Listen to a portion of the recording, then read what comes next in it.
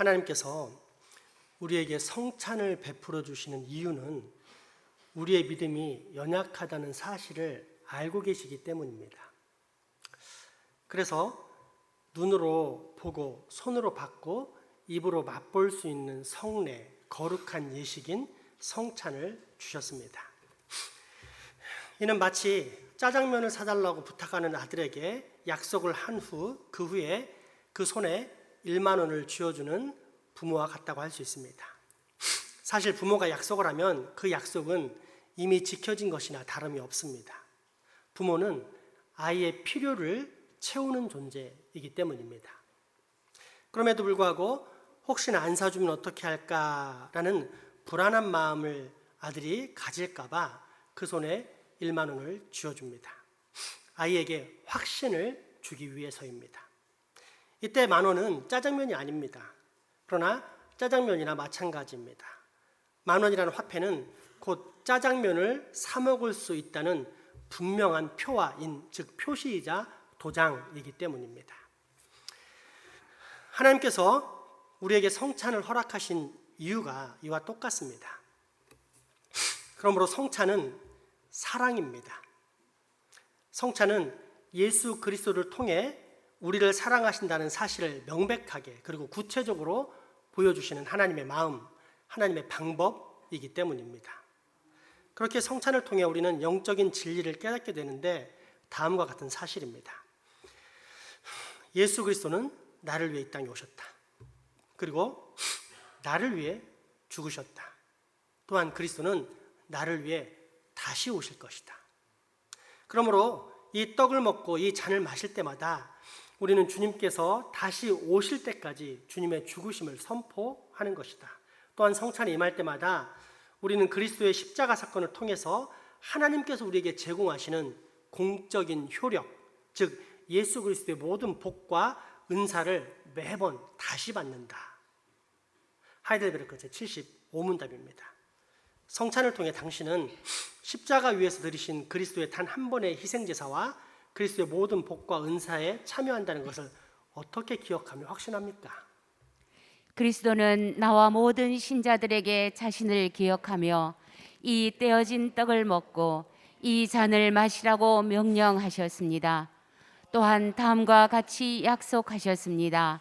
첫째, 주님의 떡이 나를 위해 떼어지며 주님의 잔이 나에게 전해지는 것을 내가 눈으로 분명하게 보는 것과 마찬가지로 또한 주님의 몸이 나를 위해 십자가 위에서 드려지고 찢어졌으며 주님의 피가 나를 위해 흘려졌다는 것입니다. 둘째, 떡과 잔은 그리스도의 몸과 피를 나타내는 분명한 표로서 나에게 주어지는 것입니다. 내가 성찬을 거행하는 이의 손에서 받아 나의 입으로 주님의 떡과 잔을 맛보는 것과 마찬가지로 또한 내가 영원한 생명을 얻도록 그리스도는 분명히 십자가에 달리신 자신의 몸과 거기서 흘리신 자신의 피를 나의 영혼이 먹고 마시게 하신다는 것입니다. 아멘. 그러므로 우리는 성찬식에서 떡과 잔을 받을 때 먼저 내가 얼마나 큰 죄인인가를 반드시 깨달아야만 합니다. 우리의 죄는 그야말로 무시무시한 것입니다. 이 죄 문제는 사람의 힘으로는 스스로 도저히 해결할 수 없습니다. 이 죄가 얼마나 크고 무서운 죄였으면 그 어떤 사람도 아니고 오직 저 하늘에서 오신 하나님의 아들 예수 그리스도께서 친히 저주의 십자가에 매달리시겠습니까? 또한 그 온몸에 살이 찢겨지고 온몸에 피가 다 빠질 정도의 형벌을 친히 받으셨겠습니까? 그렇게 우리는 성찬식에 임할 때마다 내가 그 정도로 완고하고 추악한 죄인이요, 따라서 그 모든 끔찍한 형벌은 다 내가 당해야만 했었다는 사실을 반드시 깨달아야만 합니다. 그럼에도 불구하고 둘째, 이처럼 비참한 죄인인 나 대신 예수 그리스도께서 십자가에서 모든 형벌을 받으심으로 내가 영원한 사망 대신 영원한 생명을 얻게 되었다라는 사실을 반드시 믿어야 합니다. 즉 신약 성경에 나타난 그리스도의 모든 순환과 죽음은 나를 위해 일어난 것이라는 사실을 믿음으로 받아야 합니다. 이 세상 그 어떤 것보다도 더 힘껏 그리스도의 삶과 십자가와 부활을 믿음으로 포옹해야 합니다. 이것이 올바른 성찬의 자세입니다. 그런데 이보다 더 중요한 것이 있습니다. 그것은 성령님의 역사입니다. 오직 성령님께서 성찬을 사용하실 때만 비로소 성찬이 거룩한 우리 주님의 만찬이 됩니다. 방금 전까지 성찬에 임하는 가장 중요한 자세로 강조한 믿음도 사실은 성령님께서 역사하신 결과입니다. 따라서 오직 성령님만이 성찬을 성찬되게 하신다고 말할 수 있습니다. 그렇게 성찬은 영적 사건으로서 이성적인 이해나 감각적인 느낌을 초월한 성령님의 인치심, 곧 성령님의 임재와 충만의 역사라고 할 수 있습니다. 물론 우리의 삶은 단 한순간도 성령님의 임재와 충만을 빼놓고 이야기할 수 없습니다. 만약 성령님께서 날마다 베푸시고 돌보시는 은혜가 없다면 이 세상에 존재할 사람은 단 한 명도 없을 것입니다. 한마디로 우리는 오직 하나님의 영, 성령님이 주시는 힘으로 살아가는 것이요, 우리의 일상 또한 모두 다 성령님의 은혜입니다. 그런데 이처럼 성령님이 주시는 힘에 의해서 살 뿐 아니라 성령님의 가르치심과 지배, 인도하심을 받아 살아간다는 사실을 고백하고 표현하는 것이 성찬입니다. 따라서 평소에도 늘 성령님을 의존하며 살지만 성찬식에 임할 때 우리는 더욱더 성령님께 의존하면서 이 모든 떡과 잔이 예수님의 살과 피가 되어 내 안에 들어올 수 있도록, 그래서 내가 예수 그리스도와 연합할 수 있도록 하나님의 거룩한 영이 내 안에서 역사하실 수 있도록 간절히 기도하는 것입니다. 왜냐하면 성령님은 우리의 감각과 이해를 초월하여 역사하시는 하나님이시기 때문입니다. 고린도전서 10장 1절에서 4절까지의 말씀입니다. 형제들아, 나는 너희가 알지 못하기를 원하지 아니하노니 우리 조상들이 다 구름 아래에 있고 바다 가운데로 지나며 모세에게 속하여 다 구름과 바다에서 세례를 받고 다 같은 신령한 음식을 먹으며 다 같은 신령한 음료를 마셨으니 이는 그들을 따르는 신령한 반석으로부터 마셨음에 그 반석은 곧 그리스도시라. 아멘. 이 말씀은 세례와 성찬이 둘 다 나타나는 장면입니다. 먼저 1절과 2절에서는 세례가 나타납니다. 자막 한번 보실까요? 구름 아래 바다 가운데 지나면서 세례를 받았다고 하는데, 이것은 이스라엘이 갈라진 홍해 바다를 통과한 것이 세례 사건이었다라는 사실을 가르쳐 줍니다. 이어서 3절과 4절에는 성찬이 나타납니다. 다 같은 신령한 음식을 먹었다는 것과 다 같은 신령한 음료를 마셨다는 표현이 그것입니다. 신령한 음식이란 40년 광야 생활 동안 하늘에서 떨어졌던 만나를 말합니다. 신령한 음료란 반석, 즉 바위가 쪼개짐으로 거기에서부터 흘러나온 물을 의미합니다. 그러니까 1절과 2절은 홍해를 건넌 사건을 세례로 그리고 있고, 3절과 4절은 이스라엘이 광야 생활을 하면서 만나를 먹은 것과 반석의 물을 마신 것을 성찬으로 그리고 있는 것입니다. 요약하자면 이스라엘은 죄악 세계, 사탄의 노예 생활을 상징하는 애굽을 탈출한 후 홍해와 광야를 통해 세례와 성찬을 맛보았는데, 이것이 바로 신자의 삶이란 뜻입니다. 왜냐하면 신자의 삶이란 사탄의 종, 죄악의 노예였던 삶으로부터 탈출하여 세례를 통해 죄사함을 받고 거듭나며 성찬을 통해 늘 신령한 음식과 음료로 양육을 받으며 사는 것이기 때문입니다. 그런데 여기에서 성찬이 나타나는 것이 무엇인지를 다시 한번 잘 살펴보시기 바랍니다. 3절과 4절 말씀 읽어보겠습니다. 다 같은 신령한 음식을 먹으며 이는 그들을 따르는 신령한 반석으로부터 마셨음에 그 반석은 곧 그리스도시라. 아멘. 4절을 잘 보십시오. 신령한 음식을 먹고 신령한 음료를 마신 것은 결국 무엇을 먹고 마신 것이라고 합니까? 그리스도를 먹고 마신 것입니다.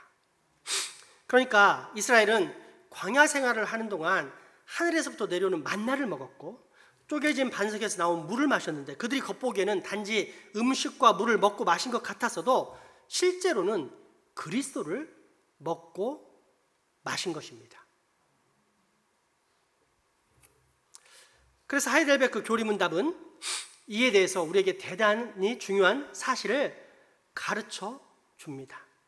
성찬의 본래 의미, 즉 성찬이 궁극적으로 무엇인지를 밝혀주고 있습니다. 먼저 하이델베르크 교리문답에 나오는 제76문답의 질문입니다. 십자가에 못 박히신 그리스도의 몸을 먹고 또한 그리스도가 흘리신 피를 마신다는 것은 무엇을 뜻합니까? 성찬이란 결국 십자가에 못 박히신 예수 그리스도의 몸을 먹고 또 그분께서 흘리신 피를 마시는 것이란 뜻입니다. 더불어 하이델베르크 제75문답의 질문 역시 그런 성찬에 참여하는 것은 단순히 떡과 포도주를 섭취하는 것이 아닌 그리스도의 몸에 참여하고 그로 말미암아 그리스도의 공적인 효력, 즉 모든 복과 은사에 참여하는 것이란 사실을 가르쳐 줍니다. 하이델베르크 제75문답의 질문 한번 읽어보겠습니다. 성찬을 통해 당신은 십자가 위에서 드리신 그리스도의 단 한 분의 희생 제사와 그리스도의 모든 복과 은사에 참여한다는 것을 어떻게 기억하며 확신합니까? 아멘. 이것이 광야를 살았던 이스라엘 백성에게 임했던 성찬의 원리입니다. 그들은 분명 눈에 보이는 만나와 반석에서 나오는 물을 마셨습니다. 어떤 신령한 떡과 물, 그러니까 겉으로 보기에는 평범한 떡과 물이지만 딱 먹고 마시는 순간 실제적으로는 신령한 백성으로 변화되는 그런 마술적인 떡과 물을 마신 것이 아닙니다. 누가 봐도 명백한 물리적인 음식과 물, 그냥 평범한 떡과 물이었습니다. 그런데 고린도전서에서는 이 떡과 물을 섭취한 것이 그리스도를 먹은 것이라고 증거합니다. 여기에 바로 성찬의 신비가 들어 있습니다. 비록 물리적으로는 아무런 느낌도 변화도 없는 듯 하지만 우리가 성찬식에서 떡을 떼고 잔을 나눌 때 이는 영적으로 그리스도를 먹는 것이요 그러므로 말미암아 내가 그리스도의 몸에 참여하여 그 모든 공적인 효력 곧 예수 그리스도의 죄 없음과 영생의 은혜도 누리게 된다는 사실입니다. 오늘 본문 고린도전서 10장 16절에서 17절 말씀입니다. 우리가 축복하는 바 축복의 잔은 그리스도의 피에 참여함이 아니며 우리가 떼는 떡은 그리스도의 몸에 참여함이 아니냐. 떡이 하나요 많은 우리가 한 몸이니 이는 우리가 다 한 떡에 참여함이라. 아멘. 여기에 참여라는 말이 나오는데 이것은 헬라어로 코이노니아, 즉 교제입니다. 축복의 잔을 통해 그리스도의 피와 교제하고 또 떼어지는 떡을 나누면서 그리스도의 몸과 교제한다는 뜻입니다. 그러니까 우리가 성찬식에서 먹고 마시는 행위는 단순히 먹고 마심의 행위가 아닌 그 먹고 마심이 그리스도와의 연합 또는 교제에 이르게 되는 행위라는 것입니다. 이 사실을 잘 이해하려면 전후 문맥을 봐야 합니다. 먼저 오늘 본문의 앞부분에 위치한 14절은 우상 숭배에 관한 가르침입니다. 지금 바울 사도는 고린도 교회에게 우상 숭배의 특징이 무엇인지 알려주기 위해서 성찬에 대해 설명하고 있는 것입니다. 따라서 성찬의 의미를 정확하게 알려면 14절과 더불어 우상 숭배의 결론이라 할 수 있는 20절을 함께 읽어야 합니다. 고린도전서 10장 20절 말씀입니다. 무릇 이방인이 제사하는 것은 귀신에게 하는 것이요 하나님께 제사하는 것이 아니니 나는 너희가 귀신과 교제하는 자가 되기를 원하지 아니하노라. 아멘. 귀신에게 제사하는 것이 결국 무엇이라고 말합니까? 귀신과 교제하는 것입니다. 그리고 21절은 이러한 귀신의 식탁에 대한 이야기가 나오는데, 요약하자면 귀신에게 제사하면서 귀신의 식탁에 있는 음식을 먹고 마시는 것은 귀신과 교제하는 것, 곧 귀신에게 참여하는 것이라고 가르쳐 줍니다. 그런데 이런 우상 숭배 제사의 의미를 가르쳐 주는 이유는 단순히 이 제사는 악하다, 이 악한 원리를 알아야 된다, 이걸 말하기 위해서가 아닙니다. 성찬의 의미를 올바로 설명해 주기 위한 것입니다. 그래서 똑같은 원리가 성찬에도 적용된다는 사실을 가르쳐주고 있습니다. 즉 우리 주님께서 친히 제정하신 주의 만찬, 성찬의 음식을 우리가 먹고 마시는 것은 바로 우리가 주 예수 그리스도께 참여하는 것, 우리 그리스도와 교제하는 것이라는 사실입니다. 그러므로 여기에 먹고 마시는 행위에 관한 놀라운 비밀이 드러납니다. 이방인들이 제사할 때 제사 음식을 차려놓고 이후 그 음식을 먹습니다. 분명히 그 제사 음식은 어떤 신령한 음식이 아닌 일상에서 쉽게 접할 수 있는 평범한 음식들인 떡, 사과, 배 등등일 뿐입니다. 그런데 거기에서 실제 일어나는 일은 무엇입니까? 귀신의 몸과 그 제사하는 사람의 몸이 하나가 되는 참여, 코이노니아, 교제, 연합, 즉 일치가 일어납니다. 그리고 똑같은 원리가 성찬에도 적용됩니다. 성찬의 주인이 누구입니까? 친히 이 성만찬을 제정하신 분, 우리 주 예수 그리스도입니다. 따라서 우리가 성찬에 임하면 우리는 그 성찬의 주인이신 예수 그리스도께 참여하는 교제, 연합, 일치가 일어납니다. 주님께서 친히 제정하신 주님의 만찬에서 떡과 잔을 떼는 순간 우리는 그리스도의 몸에 참여하게 되는 것입니다. 이것이 성찬의 신비, 곧 성령님의 역사입니다. 그런데 이것은 통상적으로 우리가 먹는 행위가 가져오는 결과와는 정반대의 결과를 초래하는 희한한 일이 됩니다. 여러분, 먹는다는 것이 무엇입니까? 예를 들어 내가 밥을 먹는다고 해봅시다. 그러면 내가 그 밥의 일부분이 됩니까? 아니면 밥이 나의 일부분이 됩니까? 당연히 밥이 나의 일부분이 됩니다. 그렇다면 내가 주님의 몸을 먹으니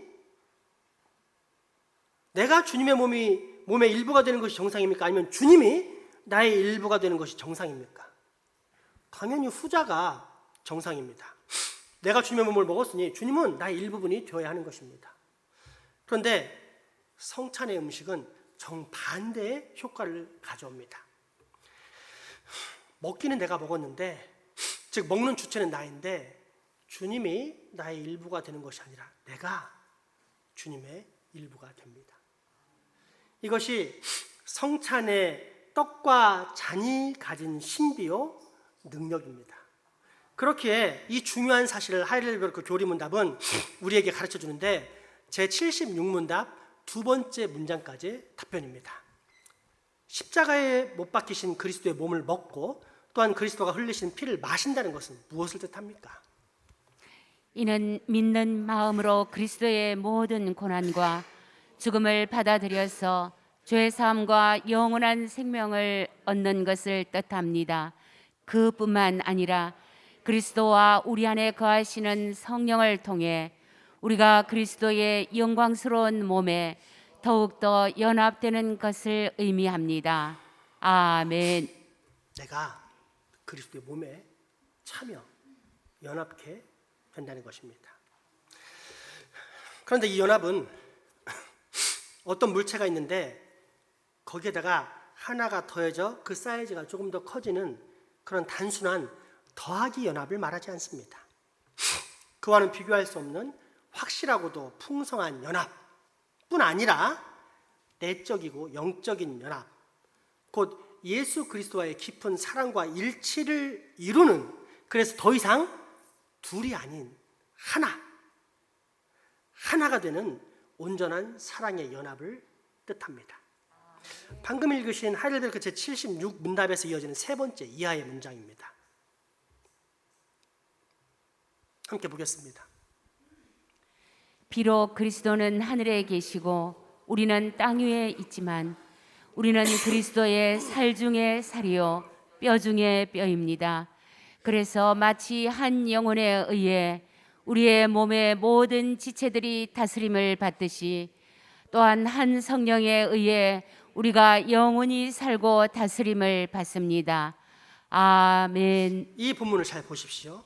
비록 그리스도는 하늘에 계시고 우리는 이 땅에 있다 할지라도 우리는 그의 살 중에 살이요 그의 뼈 중에 뼈이며. 여러분, 이 구절이 성경 어디에서 차용된 것인지 아십니까? 다 아실 것입니다. 하나님께서 아담을 위해 하와를 만드시고 그녀를 아담에게 보내실 때 아담이 보고 나서는 기뻐 외치며 한 말이 바로 이것입니다. 한번 직접 볼까요? 창세기 2장의 말씀입니다. 여호와 하나님이 아담에게서 취하신 그 갈빗대로 여자를 만드시고 그를 아담에게로 이끌어 오시니 아담이 이르되 이는 내 뼈 중에 뼈요 살 중에 살이라. 이것을 남자에게서 취하였은즉 여자라 부르리라 하니라. 아멘. 하이델베르크 교리문답, 즉 성경의 핵심을 기록하여 전달하고 있는 교리문답이 성찬을 그리스도의 몸에 연합되는 것이라고 설명을 하면서 그 연합의 깊이를 이처럼 태초의 아담이 자신의 배필이었던 하와에게 썼던 말을 차용했다는 것은 매우 의미심장한 일입니다. 왜냐하면 이를 있는 그대로 풀어 쓰자면 성찬을 통해 우리는 예수 그리스도와 결혼하는 관계에 이르기 때문입니다. 그렇습니다.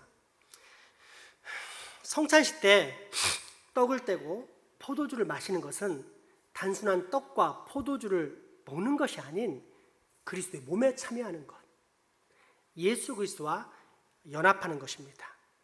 그런데 이 연합이 단순한 연합입니까? 아닙니다. 예수 그리스도와 결혼하는 것입니다. 신랑과 신부가 몸을 섞어 부부가 되듯이 우리는 성찬식에서 신랑의 살을 먹고 신랑의 피를 마심으로써 신랑과 하나됨, 즉 예수님의 신부가 되는 것입니다. 이것이 바로 성찬의 신비입니다. 따라서 우리는 성찬식에서 너무 똑똑해지려는 것을 피해야 합니다. 우리가 가끔 착각하는 것이 있는데 그것은 하나님을 믿는 우리의 신앙생활을 이성적인 활동, 지성적인 활동이라고 생각하는 태도입니다. 그래서 성찬에 대해서도 예수님의 죽으심에 대한 의미를 기리는 단순한 기념이나 상징으로 처리해 버릴 때가 많습니다. 이것은 종교개혁 당시 쯔빙글리의 성찬론으로서 한국 교회들을 오랫동안 사로잡아 왔을 뿐 아니라 지금도 여전히 수많은 한국 교회에 퍼져 있는 잘못된 성찬론입니다. 그리고 이처럼 잘못된 성찬론을 붙잡고 있으면 성찬식은 우리와 아무런 상관없이 그저 우리의 머릿속에만 있게 됩니다. 예수님을 알고 동경하며 연모하지만 계속 돈과의 삶만 살 뿐 공식적인 결혼에는 이르지 못하는 불행한 삶을 살게 되는 것입니다. 때문에 종교개혁자인 존 칼빈은 성찬 때 그리스도께서 우리에게 영적으로 임재한다는 사실을 가르쳐 주었습니다. 물론 성찬은 말 그대로 영적인 것이기 때문에 우리가 다 알 수 없는 것입니다. 영적인 것, 그 성령의 일이라는 것은 마치 바람이 불어오고 불어가지만 그 근원과 향방을 알 수 없는 것과 같기 때문입니다. 그럼에도 불구하고 우리 장로교의 창시자인 칼빈이 확신했던 영적 임재설은 이런 것입니다. 만약 우리가 믿음으로 성찬에 참여하면, 그래서 온전한 믿음으로 떡을 떼어 먹고 온전한 믿음으로 잔을 부어서 포도주를 마시면 그 순간 저 하늘에 계신 예수 그리스도께서 성령으로 말미암아 우리의 성찬식에 임재하신다. 그리고 이후 우리는 우리와 깊은 영적 교제와 일치, 결혼의 연합을 나누신다. 바라보기만 해도 넘치는 기쁨을 주체할 수 없는 신랑 신부처럼 예수 그리스도와 내가 사랑의 풍성함, 곧 완전한 사랑과 완전한 신랑과 신부의 기쁨을 누리게 된다. 그렇게 주님은 우리에게 주님께서 다시 오실 때까지 이 주님의 만찬을 꼭 지키라고 명령하셨던 것이다. 이것이 성찬식에 임하시는 우리 주님에 관한 영적 임재설입니다. 그러므로 여러분, 정말 중요한 것은 이제 내가 성찬을 제대로 잘 이해하게 되었어가 아닙니다. 대신 이 성찬에 주님이 영적으로 임재하신다는 사실을 있는 그대로 인정하고 믿으며, 그로 말미암아 실제로 우리 주님께서 성령님을 통해 베푸시는 거룩한 만찬의 은혜를 마음껏 받아 누리는 삶입니다. 그러면 우리의 생활이 달라집니다. 변화됩니다. 마치 내 온몸의 지체들이 한 머리에 의해 다스림을 받고 있는 것처럼 내 모든 일상 또한 한 성령님에 의해 영원한 지배와 다스림을 받게 되는 것입니다. 그렇다면 여러분,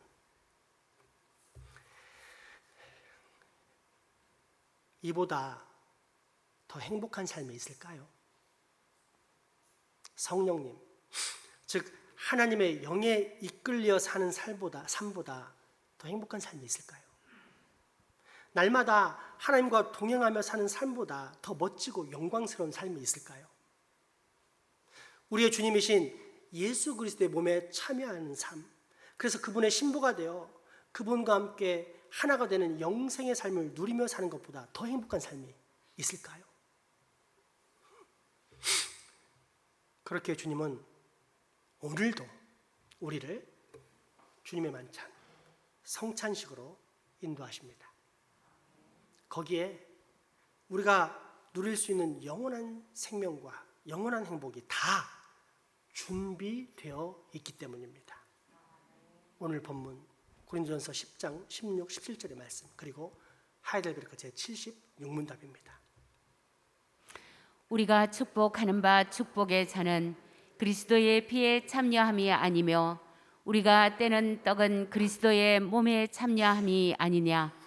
떡이 하나요 많은 우리가 한 몸이니 이는 우리가 다 한 떡에 참여함이라. 십자가에 못 박히신 그리스도의 몸을 먹고 또한 그리스도가 흘리신 피를 마신다는 것은 무엇을 뜻합니까? 이는 믿는 마음으로 그리스도의 모든 고난과 죽음을 받아들여서 죄 사함과 영원한 생명을 얻는 것을 뜻합니다. 그뿐만 아니라 그리스도와 우리 안에 거하시는 성령을 통해 우리가 그리스도의 영광스러운 몸에 더욱더 연합되는 것을 의미합니다. 비록 그리스도는 하늘에 계시고 우리는 땅 위에 있지만 우리는 그리스도의 살 중에 살이요 뼈 중에 뼈입니다. 그래서 마치 한 영혼에 의해 우리의 몸의 모든 지체들이 다스림을 받듯이 또한 한 성령에 의해 우리가 영원히 살고 다스림을 받습니다. 아멘. 이 분명한 사실을 믿고 성찬에 임하여서 우리 예수 그리스도와 교제하고 연합하는 여러분 되시기 바랍니다. 기도합시다. 사랑과 은혜가 풍성하신 하나님, 오늘 우리로 우리 주님과 온전히 교제하고 연합하고 일치할 수 있는 방법을 가르쳐 주시니 감사합니다. 원하오니 이제후로 나로 하여금 주님의 만찬을 온전히 누리게 하여 주옵소서. 예수 그리스도의 신부로서 신랑 되신 주님과 하나 되어 세상이 알 수 없는 영원한 생명과 영원한 행복을 이 땅에서부터 날마다 그리고 풍성히 꼭 받아 누리며 살게 하여 주옵소서. 예수 이름으로 기도합니다.